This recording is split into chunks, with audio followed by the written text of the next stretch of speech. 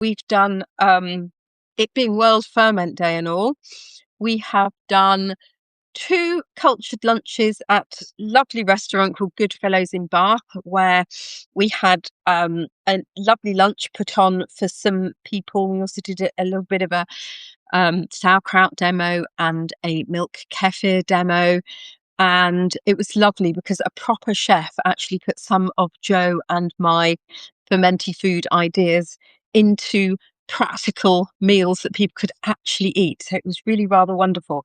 So I thought, I've just been over on Instagram where it's supposed to be a bit more of a show and tell, but I completely, hi Hilary, Hilary was at our lunch, completely couldn't make the technology work. It was supposed to be ferment show and tell, and then over here I thought, I don't know how to do the screen sharing thing, so let's just do what's going on in a fermenter's kitchen. So I thought I would just talk you through all of the lovely fermenty things I have hanging around. Now, if you don't know anything about me, I've been fermenting for about 15 years now. I became interested in fermentation because I was ill all the time and somebody said, you need some kefir to make you feel better. And it did make me feel better. And that piqued my interest rather. Then I remembered I was a microbiologist and I thought I should know something about this stuff, and I didn't know anything. So I put it upon myself to find out more about fermentation. And of course, they talk about gateway drugs. Well, kefir was my gateway ferment. And now I find that I have many other ferments around me all the time. So I thought we might just have a little chat about what's going on in the kitchen today. So the first thing I wanted to do was to unveil my new sauerkraut. Now, this is a cheat unveiling. Here's one I made earlier, because I have actually already unveiled this over on Instagram a little while ago, but it was so good, I'm going to do it again. It's not the unveiling, the sauerkraut that's inside. I have made my latest batch of sauerkraut, which is inside this box. This is a crazy Korean kimchi box, but these boxes are brilliant for anything and everything. They're brilliant for storing anything that might be slightly smelly, because they've got a system that sort of keeps odors inside, and they're practical, not very easy to break like glass, and they are pretty foolproof in terms of fermentation. So I set up a couple of litres of sauerkraut in here 3 weeks ago. It's completely plain sauerkraut. I'm a plain Jane. I like plain things because I can always dress them up however I like afterwards. So I haven't made, for example, caraway is a really common flavouring to put in sauerkraut. I haven't made caraway sauerkraut because I don't always want it to taste of caraway. So, for example, just to try a little bit of this in between the Instagram show and this show, I actually made myself a little dressing from some of this white Maozu incredible smoky chili sauce, which I love and I'm addicted to. And I mixed that with some of my Manny Life peanut butter, and I made a bit of a dressing to dress my sauerkraut. So, for example, I could then completely change the flavour of my sauerkraut, and it was delicious. Anyway, I'm going in. Inside my box, I have got this little kind of lid, and it's got a plastic valve in it that allows all of the air to be kept out, and also if there's too much liquid is produced, or gas, it can come out of the valve there. So I can't actually lift that up because it forms such a firm vacuum seal. So I'm just going to release the air from it, and that will enable me to lift up this inner lid, whereupon I may reveal my incredible, now much less than 2 litres because I've already been at it, of just plain sauerkraut. Now, as you can see, the cabbage, which was originally bright green, has become a sort of soft, mellow, yellowy white colour. This is perfectly normal, and it shows that my sauerkraut fermentation has progressed properly, because what happens is the chlorophyll that makes your cabbage be bright green actually gets broken down in an acidic environment. When we ferment, we make lactic acid. Lactic acid is acidic. Lactic acid affects the structure of the chlorophyll, and the colour changes. So that's why I've got this lovely yellow sauerkraut. Now, This has had its full complement of 3 weeks to ferment. It's absolutely delicious. In this box, I've got various different textures of sauerkraut. Some of it I've grated because I've grated the stem. Some of it I've sliced with one of those metal serrated peelers, one of these. They're a bit vicious, but they're actually quite easy to use. You just sort of go up and down and up and down and up and down. Some of it I've sliced. You could just put it all through a food processor if you really wanted to. Then I added 2% salt, massaged the cabbage to make some brine, and then just shoved it in a box, put this lid on, and left it for 3 weeks at a cool room temperature. It couldn't be much simpler. Obviously, if you've got a specialised piece of kit like this, it takes away all that hassle about how am I going to keep my cabbage submerged, how I'm going to keep the mould out, blah, blah, blah, blah, blah. And so if you're fermenting on a regular basis, definitely put one of these on your Christmas list. They do smaller ones. This is a 5.2 litre, but they do 1.7 litre ones. So you don't have to make massive quantities at every juncture.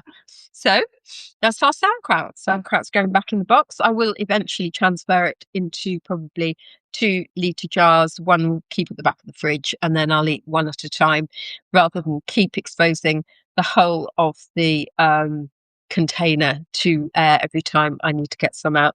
It's very safe. It's been fermented, which will prevent it from most contamination. But it's like everything.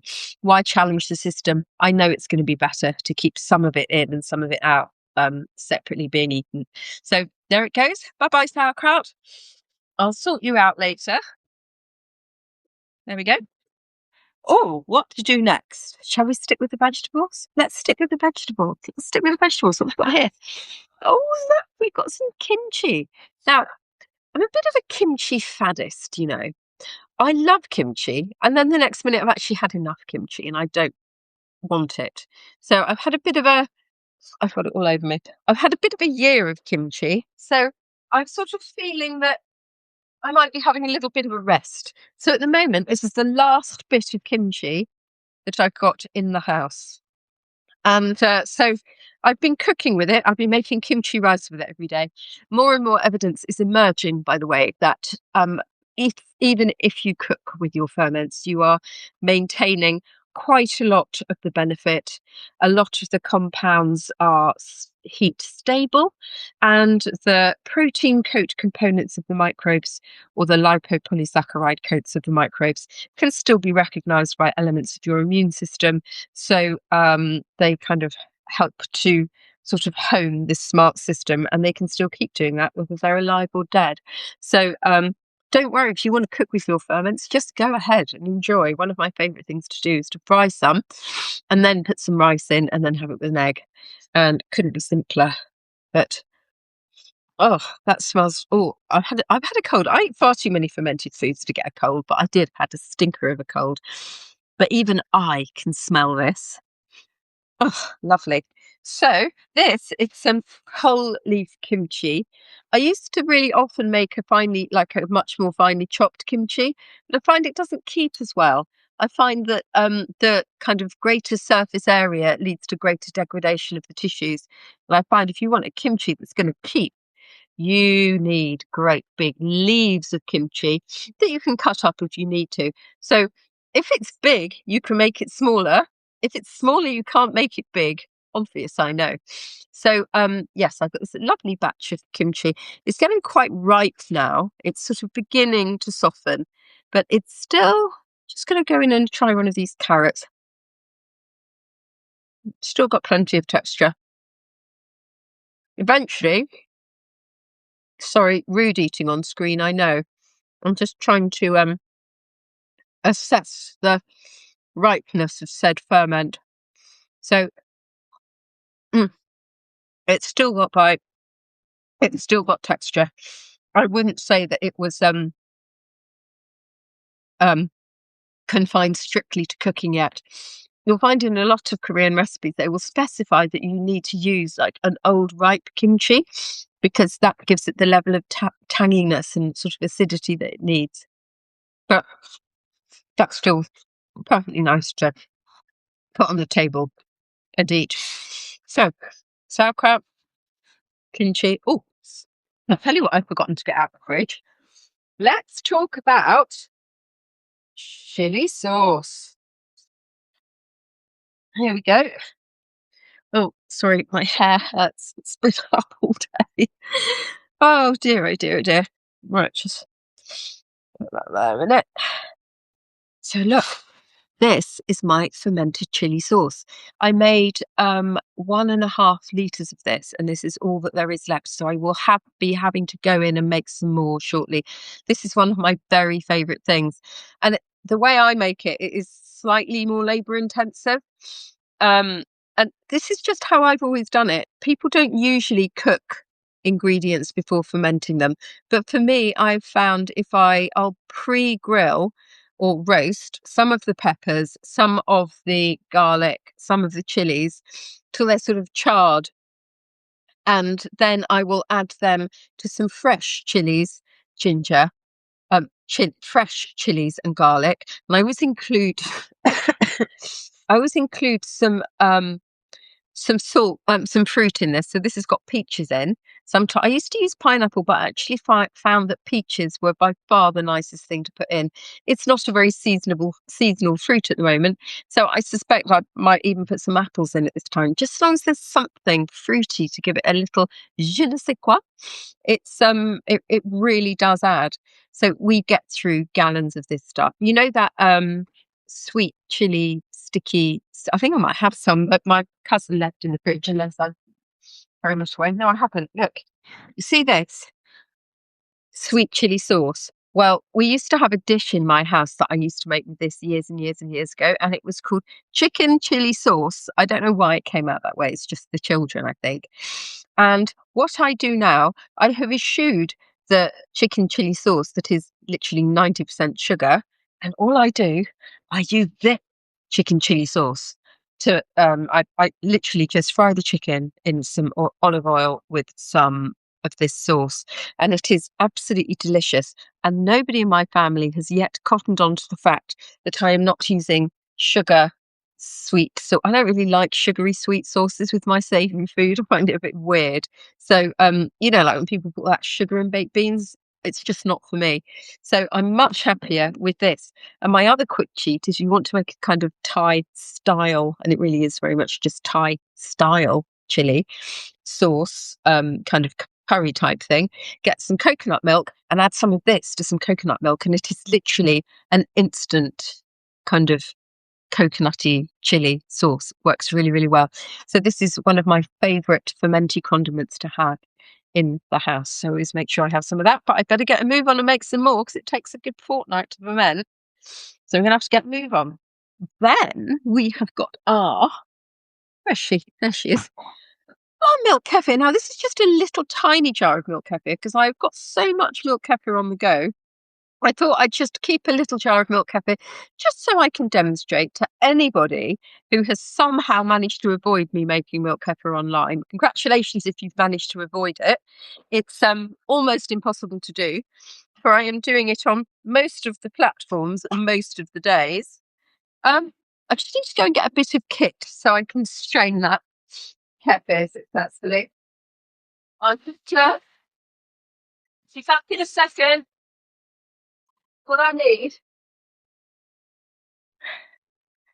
my little straining funnel, which is my fantastic John Markham has come to watch me do my video. One of my Norfolk friends, actually one of our very Norfolk friends. Hi, Johnny. I've got my IKEA strainer and funnel here, and I've got my little tiny pot of kefir because there's so much else going on. And all I'm going to do, I'm going to grab some form of vessel. And let's work backwards. I'll show you how to strain it, and then I'll show you how to make it up. Right. So all we do is we open our jar. I don't know if you can see. That's quite. We get a teaspoon out to demonstrate. See, it's set. The milk has set like yogurt, only it isn't yogurt because it doesn't need to be heated and denatured. And it's very, very easy to do. Just happens all at room temperature. And I just tip that into a sieve and strain and strain and strain until I am left with my milk kefir grains at the bottom. And those are little lumps of bacteria and yeast, and that's all you need to make to make milk kefir. So what I do with those is I put them back in the jar. You don't have to wash the jar every day. You wash the jar every couple of days. And then you literally get yourself some milk, whole milk. I usually use organic whole milk, but this is bog standard stuff. It will still work. And then you fill that up like that. Put the lid on it. This has got a fermenting lid. It absolutely doesn't need one. I just couldn't find it. Oh, that's a normal lid. Normal lid's absolutely fine for this ferment. It doesn't produce enough gas in 24 hours to cause a problem. And I just put that on the side, and then till tomorrow when it will be strained again and make some more kefir. So here's my kefir. And what I'm going to do with that, I'm going to put a little bit of probably some orange. So I've got a sad half zested orange here, so I should probably sprinkle a bit of orange zest in there. I could do lemon zest. I'll put some nuts, some seeds, some frozen blueberries or frostberries as they're called in our house. And I will have that as my kind of afternoon pudding. Sometimes I have it for lunch, but I haven't had it yet today, so I'll probably have it for supper.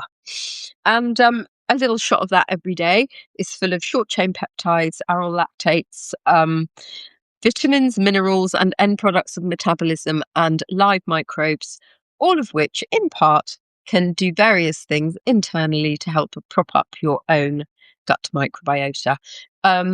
When we were talking today at our lunch that we gave, I was yet again struck by the wonder of this.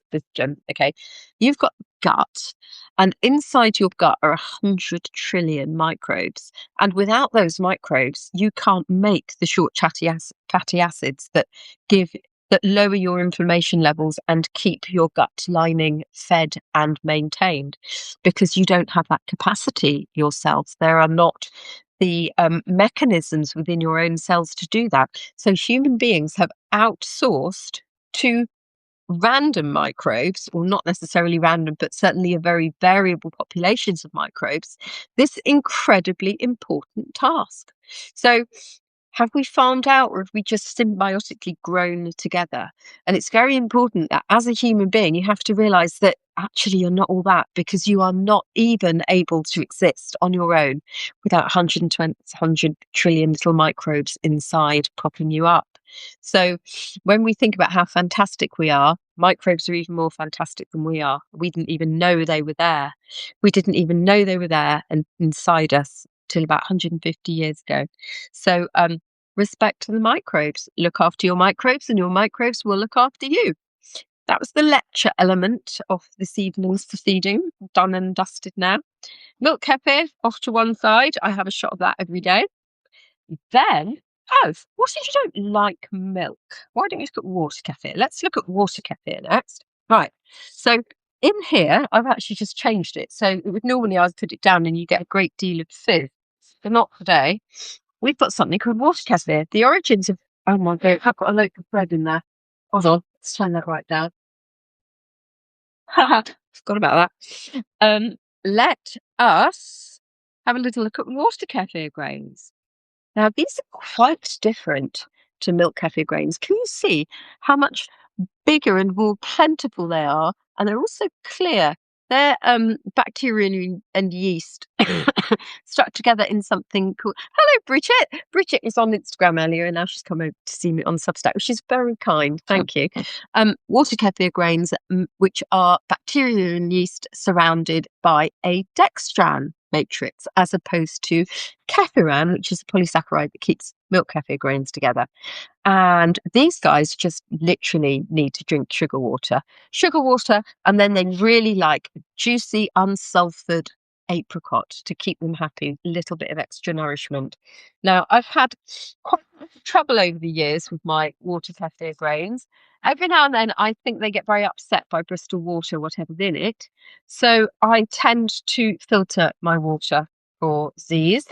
And it's tedious. When I've had my fermentary, I've had an inline filter, so the water was always filtered.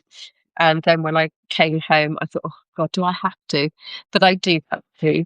Otherwise, every now and then they just go to mush. So I use one of these devices, which, those things that have got those massive plastic things that you have to throw away all the time. Well, this has just got a little tiny disc that's in there, which is much less wasteful, I feel. So I use this funny Brita carafe thing, and so far my micro seem to be happy. By the way, I did an experiment with some tap water and filtered Bristol tap, and they much preferred filtered Bristol tap to bottled water. So quite useful to know that for your sore throat. I need to have some. I've just been talking all day, basically. Right, so now we've done our water cafe. Our water cafe is the most versatile thing you can possibly make.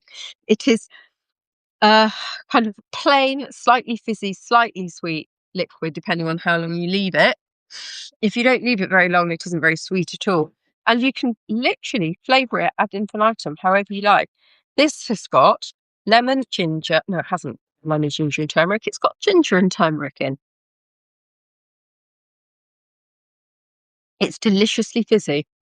And if you have any hint of a cold or a sore throat or anything, it almost gives instant relief. I think it's because there's quite a lot of immune tissue in the back of your throat, and maybe there are already interactions going on between whatever is in here and the and that immune tissue. I don't know, you wouldn't think it would be so quick, but it's incredible stuff. So I should be drinking my way through this to help me recover from my horrible snotty nose that I've had. Sorry, TMI, you didn't need to know that, did you? Um, right, so that's water kefir. Then let's just have a word about our kombucha. So here we've got Barbara Streisand. Now this is Barbara Streisand. This is my kombucha that has been with me for years and years and years. I love her dearly. We're very good friends. And I run my kombucha in continuous culture, which means I have a tap vessel, and every few days I top it up with a litre or two of tea. Then we drain it down to about this level again, and then I'll put another couple of litres in. So I try not to let it get too low, and I try not to drink it before it's lost some of that sweetness. And then we sort of find this sweet spot in between. And you can, if you make your kombucha and it's too strong, all you need to do is to dilute it with something. So you can add it to your water cafe, or you can just add it to sparkling water, or if you don't mind if it's fizzy or not fizzy, how do you make your water kefir grains strong? Very good question. Just nipping back to the water kefir for a moment. Oh, sorry, so thirsty. Um, One of the things that you can do if your water kefir is not plain ball, I have found that it can be beneficial to filter the water, because sometimes it's high levels of chloramine, or I don't think even filters take out the chloramine, but there is definitely something in some tap waters that mean that they're not terribly happy. So filtering it can be a pain, but it can also be effective. One of the other things you can do is you can treat them. My friend Jo, who's a nutritionist, decided that she was going to treat her failing soggy water kefir grains as though they needed and to see a nutritional therapist. So give me a second. And Jo recommended feeding her kefir grains with about a quarter of a capsule at a time of this BioCare, which is a very high quality, i.e., no talcum powder in it, multivitamin and mineral. And you just use a kind of about a quarter or even an eighth of a sachet of that. And she has found that that has completely revolutionized her water kefir grains. Unfortunately, it didn't work with some of the old water kefir grains that I had. I think water kefir grains fail for a number of reasons. I think sometimes one of the microbes that is needed to make the dextran sometimes gets out competed by other microbes, and it starts to not be present in the culture, it gets outgrown. Or other times it really is that they're nutrient weak. So definitely try and pet them up with a bit of micronutrients from a capsule like that. I wouldn't put the whole thing in because you only need about a quarter of it, and see if that works. It doesn't work straight away. It might take 3 or 4 weeks to see an effect, but after 3 months with mine, it still hadn't worked. But you're expecting to see a response after about 3 weeks. I hope that helps. Right, so now we're going back to so these, with their water kefir grains, these produce a dextran matrix, and these get fed sugar water. Then we've got milk kefir, which is made with milk kefir grains. They're surrounded by a matrix called kefiran, and they're fed milk.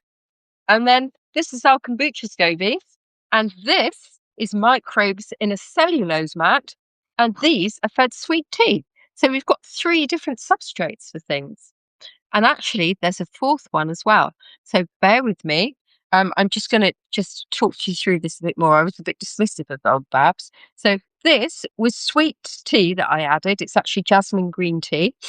This existing pellicle is called kombucha SCOBY, and that sits atop the rest of the vessel, and the microbes in the kombucha SCOBY and in a little bit of old kombucha that I've added as well, they convert the sugar in the sweet tea into alcohol, and then other microbes, acetic acid bacteria, convert that alcohol into vinegar.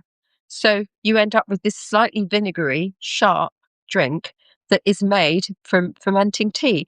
And it's a little bit like when you make wine and things don't bear any relation to that initial flavour. If you drink wine, it doesn't really taste like grape juice. Well, kombucha doesn't really taste like tea. It tastes complex and flowery and floral, and it's very, very interesting. So if you haven't tried any kombucha, I would really recommend, if you're not going to make your own. And, we have to be realistic about this. I'm a complete, oh, I must do it to myself freak. But not everybody has that level of need for self, you know, chastising freakery of having to do everything themselves. And there are a couple of makes out there of kombucha that are really good and authentic. One of them is Momo. Then there's Old Tree Brewery and Nanya's Vineyard. All of these people make proper kombucha properly without. There are lots of reasons why other manufacturers do tamper about with their kombucha to make it shelf stable, because it's really, really hard not to. But it's one of those 3 makes I just mentioned. It's a really good place to start, because otherwise you won't know what proper kombucha tastes like, because the stuff you get in a can in Sainsbury's doesn't taste like real kombucha at all. It just tastes like pop. It could be Fanta as far as, from the taste. So try and seek out some proper kombucha, just at least to have an idea of what you're aiming for. Just a little bit. God, sounds like such a preachy old bag sometimes. Anyway, that's kombucha. That's water kefir, which leads me, I think, to the last but one thing on my list, which is my sourdough starter. Now, this is Roberta, the sourdough starter. And Roberta, I would like to say, has been with me for years and years and years. But unfortunately, I killed her a few months ago by finding out that the jar hadn't been shut properly in the fridge, and there was a mouldy, dried mass stuck to the edge of the jar. And I just thought, okay, it's time. It's time to replenish her. So I'm not very attached to her, really. It's just rye flour that's fed every time I get it out of the fridge, really. But if you are worried about starting your own sourdough starter, don't be. It's really, really a breeze to do. It is literally a case of mixing together rye flour and water in a jar. If you seal the jar, you're more likely to see the bubbles, and then you just add a bit more rye flour every day and keep it quite thick, and then you will eventually see some bubbles forming, and that's when you know that something's happening. And then you go on feeding it, because sometimes you get bubbles and very little smell, and it really does need to smell quite lactic, if you like it, almost a bit acidic, and then you'll know that you've got some lactic acid bacteria making some lactic acid, and that's really what you need in your sourdough starter. And I'm not a bread expert by any means stretch of the imagination, but it is something that I do play around with, obviously. Oh, and there's something else I've forgotten. The last ferment in the fridge. Where is it? There we go. It's the miso. It's the miso. Now, I don't know if anybody knows how miso is made or not to know. Roberta too. I know she does need to have a label, Roberta 2.0. I should write it on because Roberta. She needs to be her own person, I think. So here is some miso. Now, miso is made in a slightly different way. It's still fermented, but in a different kind of way. And it's an enzymatic type of fermentation, so not quite so straight microbes. What you do is you get some rice and you leave your rice to go moldy, basically. But it's a very specific mold called Aspergillus oryzae. I can't even say it. And you leave that particular rice to cover that particular microbe to cover your rice, and then you dry out your rice, and your rice has literally become enzymatically active. Those molds have started to degrade the rice, and as they grow, they make lots and lots and lots of enzymes. So you end up with enzymatically active rice. It's a little bit like the malting process. The malting process wakes up those seeds so they contain lots and lots of enzymes. And then you put that koji rice into something. So, for example, this has been put with fava beans, and you mix it with some salt and you leave it for about 6 months, and then you end up with some miso. And the liquid that comes off this is called tamari. And it's a very, very simple process to do once somebody's made you some koji rice. Making koji rice is a bit more complicated. So it's very possible to just buy koji rice, excuse me, that you can mix with some either cooked soybeans or fava beans or chickpeas or pinto beans, any kind of pulse really, and lots of other things besides. And then you mix it and get this delicious umami rich paste. And this is fantastic in butter, in caramel, in anything that you cook to add, where you might add tamari really, because that liquid, there's just a little bit of tamari coming off here. The tamari is actually my favourite bit, so I've already had most of that. But you can see how kind of moist that is. That's quite, I'm going to look at. Delicious. And sometimes people make koji from oats instead of rice. All kinds of other things that create a whole other range of flavors.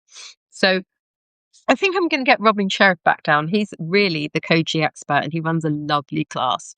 So I think we didn't do any classes together last year, but I think this is the year of the class. So if anybody's interested in making some miso, I'm going to get him down and we're going to make some miso in real true life.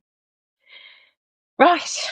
I think that's it. It's enough fermentation now. I haven't done cheese. Maybe I should have done some cheese as well.